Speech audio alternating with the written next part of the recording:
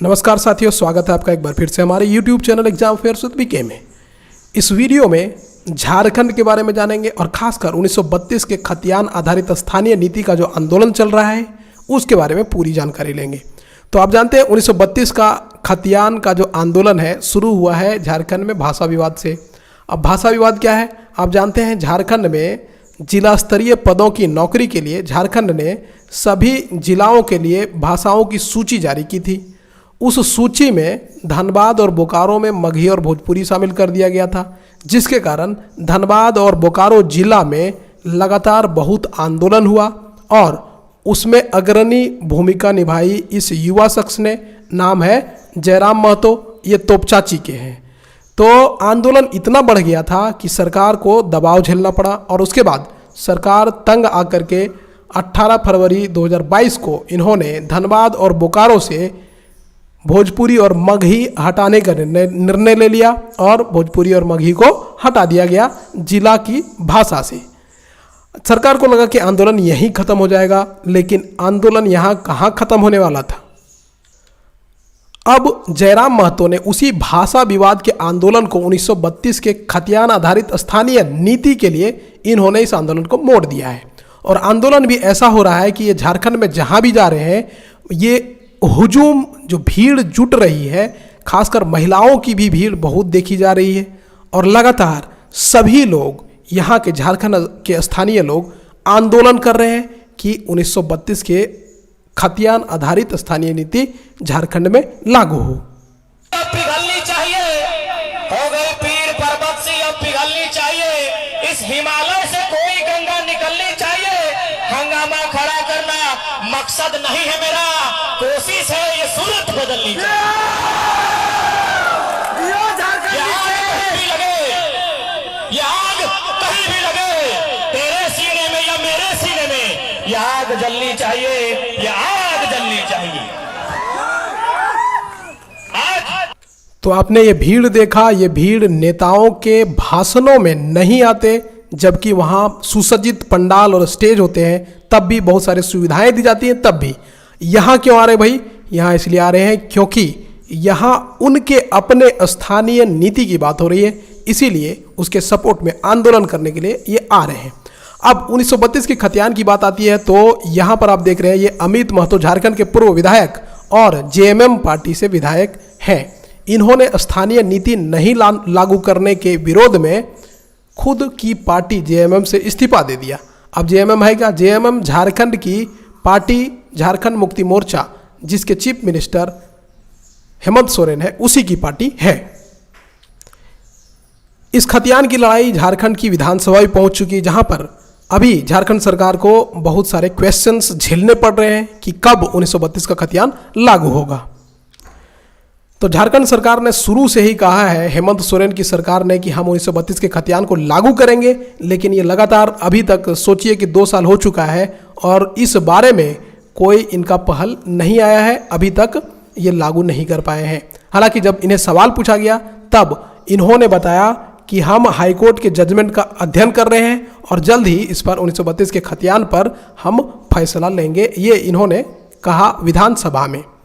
अब झारखंड के ही शिक्षा मंत्री जगन्नाथ महतो, इन्होंने लगातार ये कहते आ रहे हैं ये कि 1932 का खतियान झारखंड में जरूर लागू किया जाएगा, हम बाबूलाल मरांडी नहीं है, हम लागू करेंगे।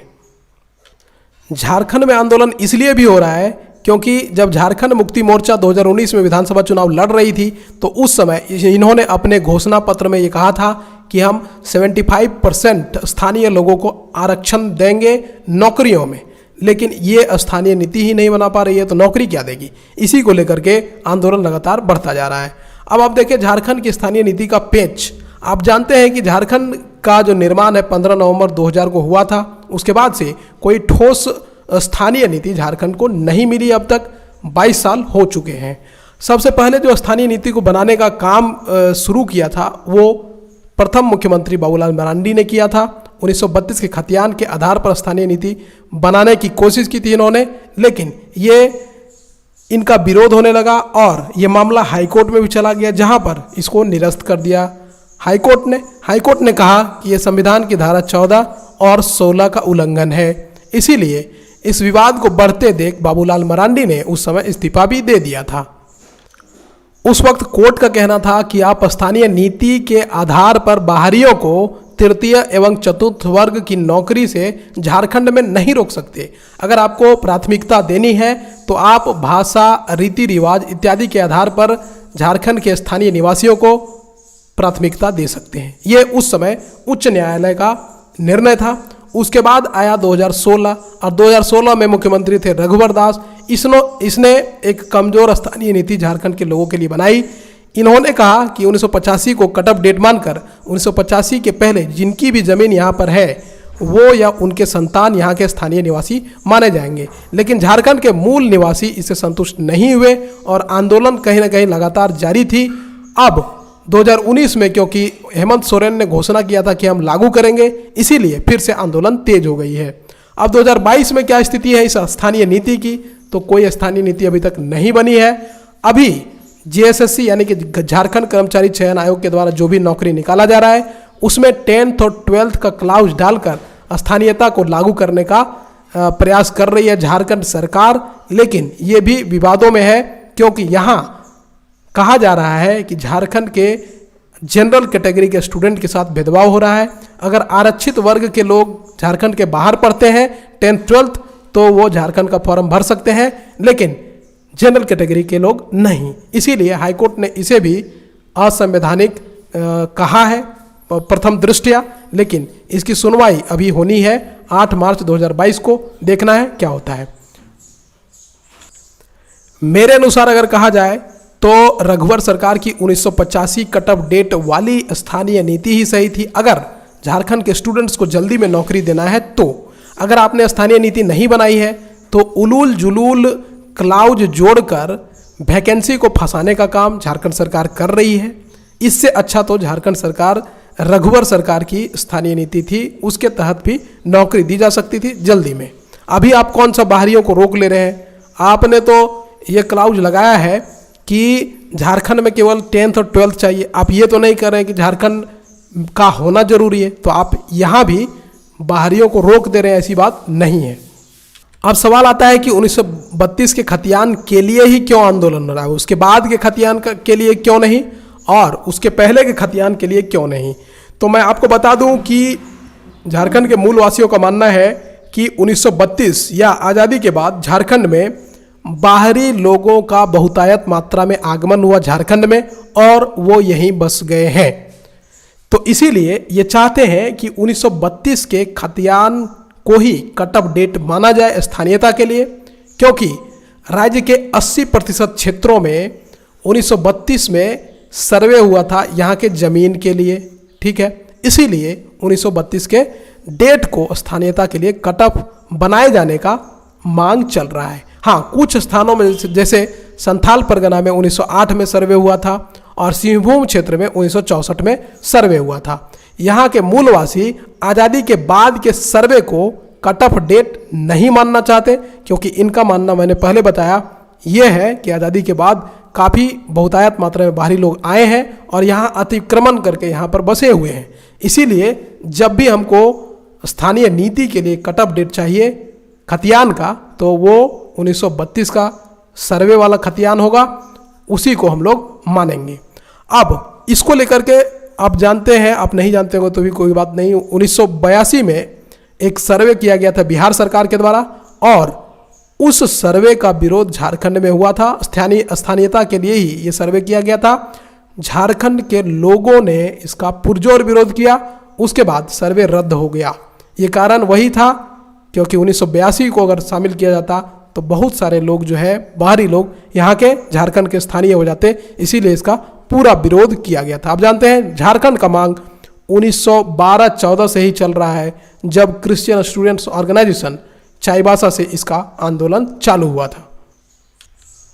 अब देखते हैं 1932 का खतियान इतना आसान क्यों नहीं है लागू करना, सरकार के लिए इतना विरोध क्यों झेल रही है। तुरंत नियम बनाती और लागू कर देती, लेकिन इतना आसान है नहीं। क्यों? क्योंकि यहाँ पर अभी झारखंड में वर्तमान स्थिति में 35 से 50% लोग 1932 के बाद आए हुए हैं और दशकों से यहाँ रह रहे हैं। तो ऐसे बाहरी लोग प्रदर्शन के लिए आतुर हो जाएंगे यदि 1932 का खतियान यहाँ पे लागू हो जाता है, क्योंकि वे सभी बाहरी साबित हो जाएंगे और क्योंकि वो 1932 के बाद यहाँ आए हैं इसीलिए, और इनकी मात्रा भी बहुत ज़्यादा है। तो इसीलिए सरकार ऐसा करने से हिचक रही है और नहीं भी कर सकती है।